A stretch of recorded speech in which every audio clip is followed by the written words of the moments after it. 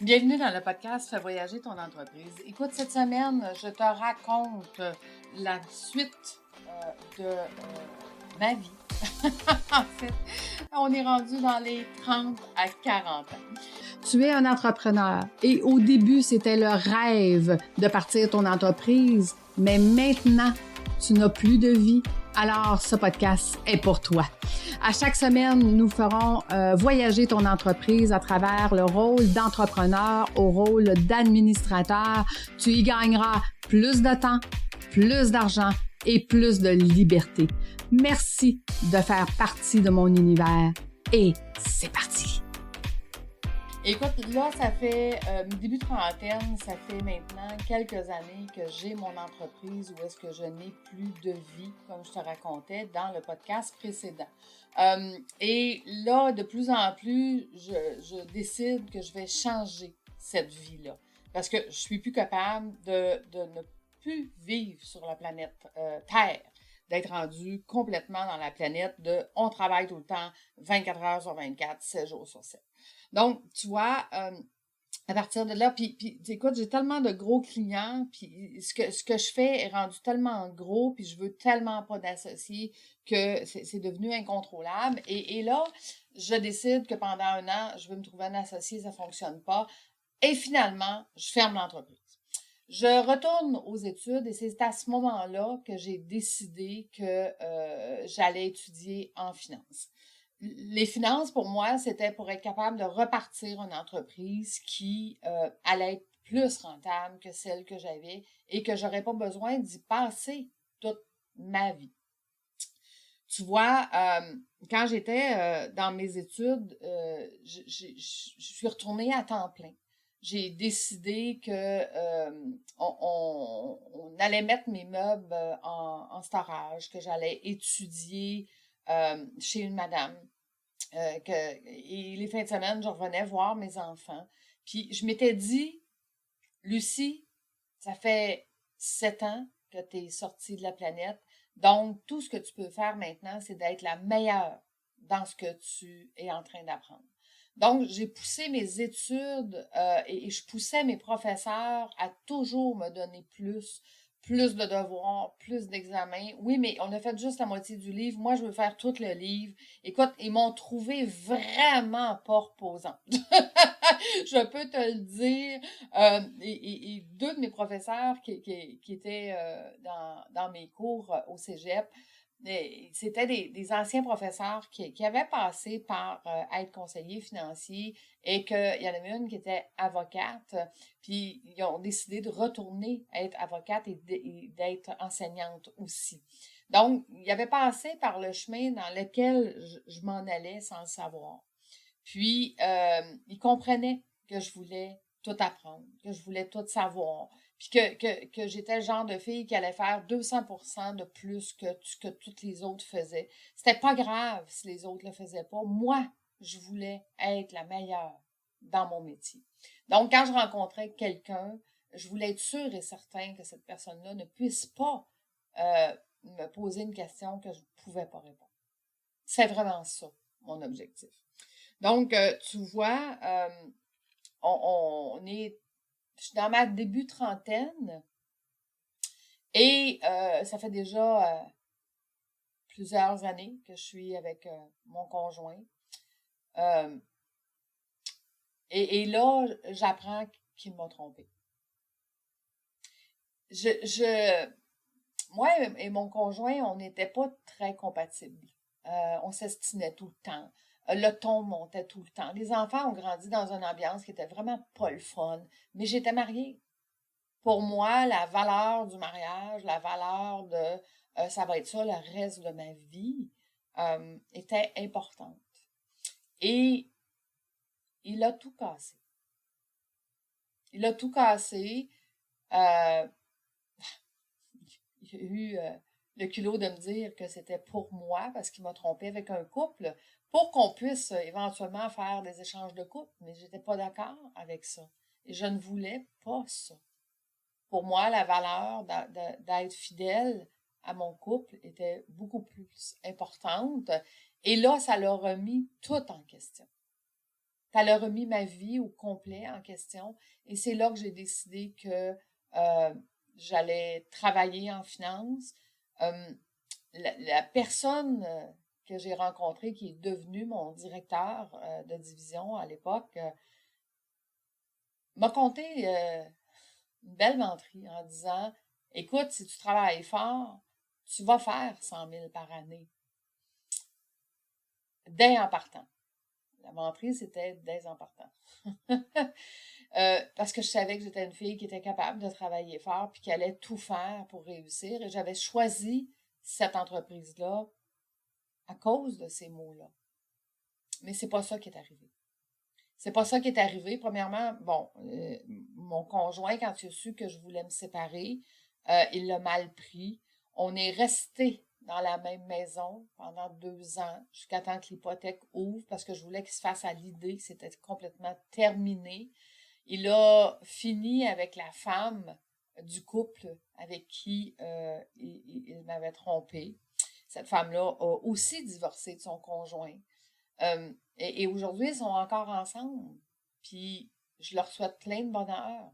Ils ont réussi à se trouver dans un moment où est-ce que moi et le père de mes enfants, on n'était plus en ligne. On n'était plus sur la même longueur d'onde. Et aujourd'hui, je l'en remercie. Parce que sinon, j'aurais passé ma vie avec un homme qui était pas compatible, mais que pour moi, on était mariés. Fait que c'était même pas une question de changer ça. Donc, je me retrouve à commencer en finance et là, je fais 10, 15, 20 rendez-vous par semaine. Mais, fameux syndrome d'imposteur, je suis persuadée que je suis pas bonne. Je suis persuadée que ce que j'offre à mes clients, c'est peut-être pas le meilleur. Donc, je vais pas chercher la commande. Tout le monde me répond, ah oui, Lucie, ça a l'air super ce que tu me proposes. Et là, la gaffe, c'est que je leur disais, pensez-y. Je vous rappelle dans 2 semaines. 2 semaines après, ils avaient oublié pourquoi ils voulaient faire affaire avec moi. Ils avaient oublié le beau plan que je leur avais présenté. Et finalement, tout ce que j'ai fait durant la première année, c'est de faire une multitude de rendez-vous. À l'époque, je voulais donc faire affaire avec un comptable. Je voulais qu'un comptable me réfère des clients. J'ai dû rencontrer au-dessus de 200 comptables. Ils m'ont tous dit la même chose. Lucie, oui, bien beau ce que tu offres. Pas de problème, je vais te référer. Ça n'est jamais arrivé. Donc, les comptables ne me réfèrent pas. Je suis pas capable d'avoir de clients corpaux. Je commence à servir monsieur, madame, tout le monde. Je prends tout ce qui bouge. Bon client ou mauvais client. Je me pose pas de questions. Je dois manger, je dois vivre. Je suis tout seul. Je travaille autonome. J'ai pas de salaire fixe. J'ai 2 enfants. J'ai pas de pension. Donc, j'ai organisé ma vie en conséquence de pouvoir gagner ma vie et de que travailler. Que travailler sans regarder les chiffres parce que ça me stressait trop. Je voulais pas savoir combien je vendais parce que sinon j'aurais trop stressé, j'aurais trop eu peur. Fait que je regardais juste s'il y avait assez d'argent pour payer les comptes à la fin du mois. C'est tout ce que je regardais. Et la première année, constat, c'était un flop. La première année, je suis en dette vers l'entreprise que j'ai rentrée.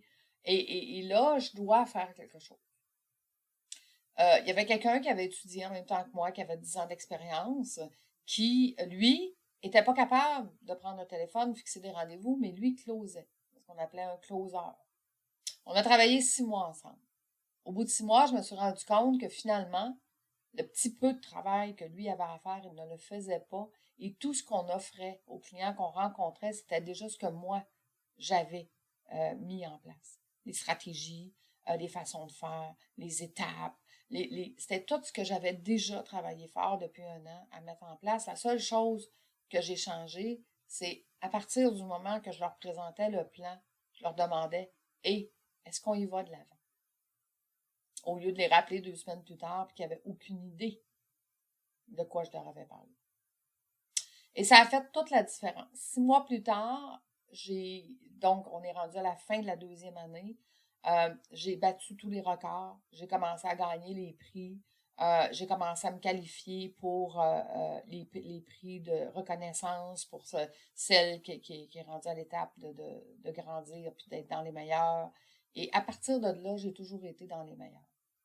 J'ai toujours grandi mon entreprise avec le cœur de donner aux gens ce que moi, je voulais donc avoir en tant qu'entrepreneur et que je n'avais pas eu. D'être le coach financier que eux n'avaient pas et d'accompagner ces gens-là d'étape en étape. J'ai toujours travaillé à faire de la prospection. J'ai toujours fait de la prospection pendant les 18 ans que j'ai été en finance. Mais de plus en plus, j'avais aussi des références qui faisaient que mon agenda était plein 12 mois par année. 12 mois par année, je faisais 15 rendez-vous par semaine, en plus des rendez-vous déjà planifiés pour faire des formations, pour aller chercher mes unités de formation obligatoires, pour faire les suivis clients, pour faire... Ça a été des années où est-ce que j'ai vraiment, vraiment fait que travailler, que perdre ma vie. Donc, ça a été des années extrêmement difficiles. Donc, à l'époque, mon directeur, qui avait tellement de membres dans son équipe, avait rien à faire d'aider une nouvelle. Une nouvelle qui venait de rentrer dans son équipe, qui avait besoin d'aide. Il se foutait de moi comme qu'il avait vraiment pas besoin de moi pour faire plus d'argent. Il y a eu un moment donné où est-ce que il y a eu un conflit entre lui et le directeur régional, où est-ce que lui disait on devrait se débarrasser de Lucie. Et le directeur régional qui disait non, on devrait la garder parce qu'elle a fait des rendez-vous, puis un jour, elle va comprendre comment closer. Tandis que le partenaire avec qui je m'étais associée, qui lui venait du système bancaire, qui n'était pas capable de faire de rendez-vous, mais qui était capable de closer, vu qu'il n'était pas capable de faire de rendez-vous, il voulait s'en débarrasser. Donc, tu sais, quand tu sais que ton directeur, qui est censé t'aider, au final, veut que tu partes. Tu vis dans une entreprise où est-ce que tu te dis, ben, c'est pas ici, hein, que je vais avoir quelqu'un qui va m'aider, puis qui va me pousser, puis qui va m'encourager. Fait que j'ai passé ces 18 ans-là vraiment seule dans mon bureau. Heureusement que j'aime rire, puis que je riais avec mes clients, puis que je m'amusais avec eux, parce que je serais pas restée. Je serais pas restée dans ce métier-là. Puis à ce moment-là, je trouvais ça beaucoup trop difficile. Donc, ça a été des années où est-ce que, oui, j'ai fait de l'argent. Oui, j'ai eu une belle vie. Où est-ce que je me promenais 3, 4, 5 fois par année en voyage. On allait au restaurant, moi puis mes enfants. Hey, c'est ce qui fait qu'aujourd'hui, mes enfants sont tous les deux dans le domaine. Ma fille qui est pâtissière dans une pâtisserie et qui a son traiteur. Mon fils qui est gérant d'un restaurant puis qui est sommelier. Parce qu'on s'est tellement promené dans les restaurants. Puis nous, le restaurant, hein, c'était d'aller... on voulait manger du thaï, on allait dans un vrai restaurant thaï. On voulait manger... de l'Indien, on allait dans un vrai restaurant indien. J'avais un budget restaurant. Parce que quand j'allais au restaurant avec eux, c'était le seul moment où est-ce qu'on pouvait passer 2 ou 3 heures à jaser ensemble, à s'amuser, à rire, à partager. Donc, pour moi, c'était des moments qui étaient privilégiés. C'était des moments qui étaient importants. La bouffe chez nous a toujours fait partie des moments importants que j'ai eus avec mes enfants. Et c'est encore comme ça aujourd'hui, quand on se rencontre, puis que tout ensemble, on fait de la bouffe, on prépare le souper, on est tous alentour de l'îlot, puis on est tous alentour de la table pour jaser, pour partager, pour rire, pour se taquiner. C'est ça, les moments de bonheur que j'ai eus durant ces 18 ans-là. Donc, même si je travaillais fort, même si j'étais peu présente, le temps que j'avais avec eux, c'était toujours des moments de qualité. C'était toujours des moments où est-ce qu'on appréciait d'être ensemble puis on échangeait beaucoup. Heureusement que j'ai eu ces années-là. Heureusement que j'avais ces moments-là. Parce que le reste de ma vie était pas si drôle que ça. Le reste de ma vie était tout seul avec mes clients, de plus en plus de clients, de moins en moins de vie. Tu sais, au mois de juillet, les autres conseillers passaient l'été en vacances sur les terrains de golf, chez eux, à profiter des 5 à 7. Moi, je travaillais. Moi, je travaillais tout le temps, même en été, énormément. Donc, tu vois, aujourd'hui, ce que j'apprends aux gens que j'accompagne, c'est que ça vaut pas la peine. Même pour faire plus d'argent, même pour se dire que, hey, on fait la bonne chose, ben non, c'est pas tant la bonne chose à faire. On n'est pas ici que pour travailler. On n'est pas ici que pour essayer de cacher le fait que si j'avais plus de temps, je ne sais pas quoi faire avec. Vous savez, souvent, je vais poser la question à un entrepreneur qui travaille énormément, qu'est-ce que tu ferais avec plus de liberté? Et la réponse systématique, c'est Lucie, c'est quoi la liberté? J'ai complètement oublié ce que c'était. Il y en a plein de gens qui sont comme ça. Et je leur apprends maintenant à regagner leur vie, gagner un équilibre, avoir plus de temps et plus de liberté et d'apprendre comment utiliser cette liberté-là pour vivre une vie extraordinaire. Parce que notre rôle ici, c'est de vivre une vie extraordinaire. Donc, dans le prochain podcast, je te raconte mes 40 à 50 ans. Je te remercie d'être avec moi. Je te remercie de suivre mon histoire, d'être présent, d'être là, de m'écouter. Parce que grâce à toi, ça me fait tellement du bien de pouvoir enfin casser la coquille de la fille qui est forte, qui est capable d'être la superwoman, qui est capable de travailler 7 jours sur 7, 120 heures semaine, que tout le monde se fie sur « Hey, elle là, elle est forte. » Hein? Ouais. Oui, je suis forte. Mais oui aussi, j'ai mon côté maintenant où est-ce que je suis vulnérable, que je suis capable de dire que je ne veux plus travailler autant que ça et que je veux profiter de la vie, je veux profiter de ma famille, je veux profiter de mes enfants, je veux profiter de mon amoureux, mais surtout, je veux profiter de me récompenser, de me considérer et de m'aimer. Donc, aime-toi suffisamment pour faire ce choix-là, toi aussi. Je te donne un rendez-vous la semaine prochaine et je te remercie encore d'être là avec moi. À bientôt. Bye bye.